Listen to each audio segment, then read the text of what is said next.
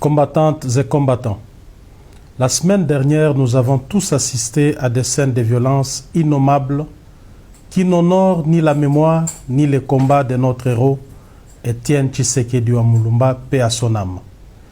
L'UDPS a fait de la non-violence son cheval de bataille et un axe stratégique de son combat politique. Rien, mais alors rien ne peut justifier une telle violence gratuite et aveugle au sein de notre famille politique, entre nous et contre les responsables du parti. Au nom de la présidence du parti, je condamne fermement les derniers actes de violence perpétrés dans l'enceinte de notre permanence, sanctuaire de la démocratie. Tout en déplorant les dégâts causés, je compatis à la souffrance morale et physique des victimes et leur exprime toute ma sympathie. Revendiquer et exprimer ces idées sont des actes à la fois démocratiques et légitimes. Mais les faire avec violence, c'est totalement antidémocratique et contraire à notre idéal de combat. La violence ne saurait prendre le dessus sur notre détermination à prôner la non-violence, seule arme contre la barbarie. Je voudrais ici saisir cette occasion pour rendre un hommage mérité aux forces de l'ordre dont le travail a été remarquable. Les individus dangereux qui sont à la base de ces incidents malheureux seront identifiés et déférés devant la justice.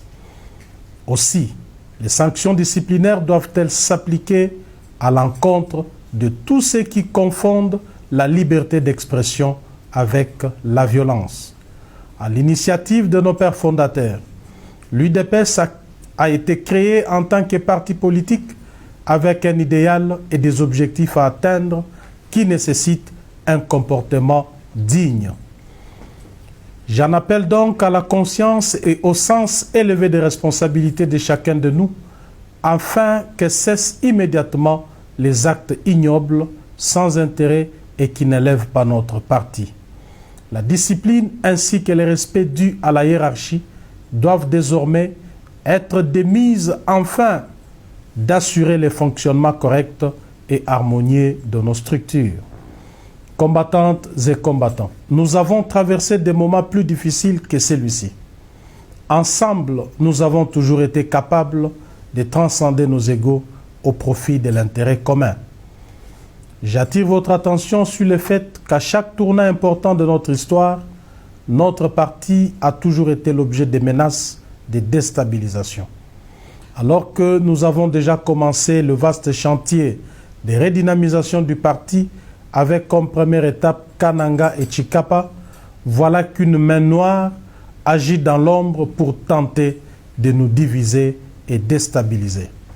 Nous sommes déjà au courant du dessein diabolique en gestation. De l'argent sur quille et une guerre sans merci semblent déjà être déclarées contre l'UDPS, suite à nos déclarations de conserver le pouvoir le plus longtemps possible. Aussi, les récentes mobilisations des masses au stade des martyrs à Kinshasa, Kananga et Tshikapa en ont-elles été des éléments déclencheurs. Nous allons incessamment vous livrer quelques révélations à ce sujet. Contrairement aux apparences, ce n'est pas tant ma personne qui est visée, ni celle du secrétaire général. Nos détracteurs ont reçu une mission de déstabiliser le président de la République en cherchant à fragiliser l'UDPS, son appareil politique d'appui.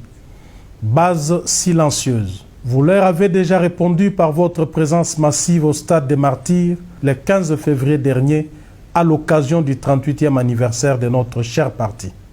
Je vous exhorte donc à demeurer ferme derrière le chef de l'État, notre seul et unique leader.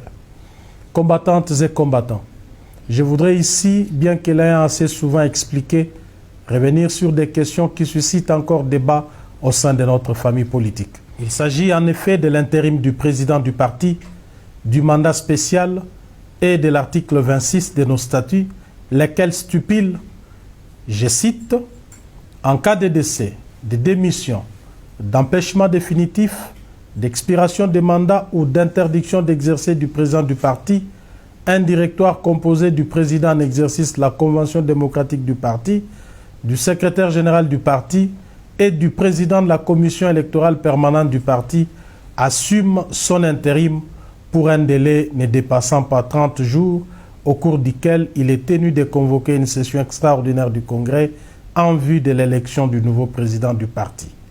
Les décisions pendant l'intérim doivent être prises par consensus. Fin des citations. Au regard de nos statuts, l'élection de notre président du parti à la magistrature suprême le 30 décembre 2018 ne les plaçait nullement dans une situation d'empêchement définitif ni dans celle d'interdiction d'exercer. Afin de se conformer à l'article 96 de notre Constitution relatif à l'incompatibilité des fonctions des présidents de la République avec celle des présidents d'un parti politique, il devait prendre un acte pour le bon fonctionnement du parti. Lequel acte me donnait mandat d'assumer son intérim à la tête de notre parti jusqu'à la fin de son indisponibilité. En signant cet acte, le président de la République savait qu'à l'UDPS, le pouvoir repose sur le président du parti et qu'à ce titre, un intérim ordinaire ne pouvait véritablement résoudre l'épineux problème d'incompatibilité de ses fonctions de président de la République.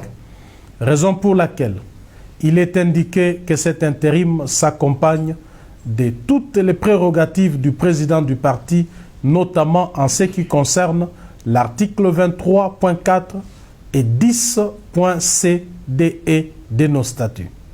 C'est donc en vertu de cette disposition statutaire et pour rendre fluide le fonctionnement de notre parti que j'avais en son temps procédé à la nomination d'un secrétaire général et de mon directeur de cabinet. Il apparaît donc clairement que l'évocation abusive, tendancieuse et partiale de l'article 26 de nos statuts par les détracteurs est une manipulation pour cacher leur trahison vis-à-vis du chef de l'État.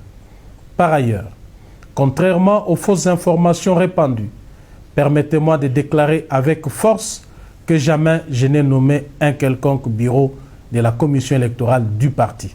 Il y a cependant lieu de rappeler que la CEP est un organe indépendant et que seule sa plénière est habilitée à élire son bureau et éventuellement à le démettre.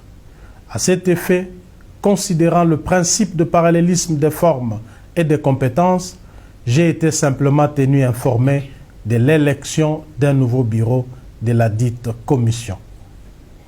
Après vérification de la légalité et de la régularité de la procédure, et dans le souci d'éviter la cacophonie au sein d'une structure aussi importante du parti, j'ai pris acte de cette élection et signé la décision portant investiture du nouveau bureau fraîchement élu. Dans le même ordre d'idées, j'annonce que dans les tout prochains jours, d'importantes décisions seront prises dans le cadre de la redynamisation et de la restructuration du parti. Combattantes et combattants, je connais vos attentes et aspirations en rapport avec le travail, les études et la santé. Vous avez raison d'espérer une vie meilleure.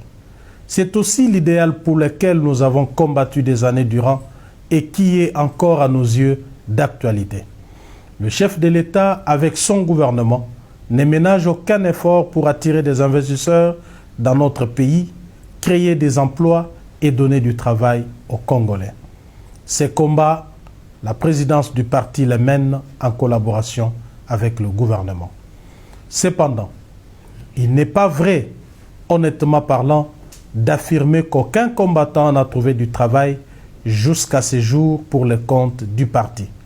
Certains parmi nous travaillent déjà à la présidence de la République, dans des cabinets ministériels et même dans mon cabinet à l'Assemblée nationale. Nous savons qu'il faut faire davantage. Il est tout aussi important de rappeler les difficultés avec lesquelles nous avons accédé au pouvoir et l'état dans lequel nous avons trouvé ces pays. Il y a encore beaucoup à faire, raison pour laquelle je sollicite votre indulgence et votre compréhension. Dans les jours à venir, je mettrai en place un cadre exceptionnel de rencontres pour vous écouter et échanger. Combattantes et combattants, je vous connais et vous me connaissez aussi. Contrairement à ce qui s'est dit, ni le secrétaire général, ni moi-même n'avons changé par rapport à nos engagements. Notre implication reste intacte. Dépassons-nous, demeurons unis et aidons le président de la République à apporter des solutions aux problèmes de la nation. Que vive la mémoire de nos pères fondateurs, que vive l'UDPS, je vous remercie.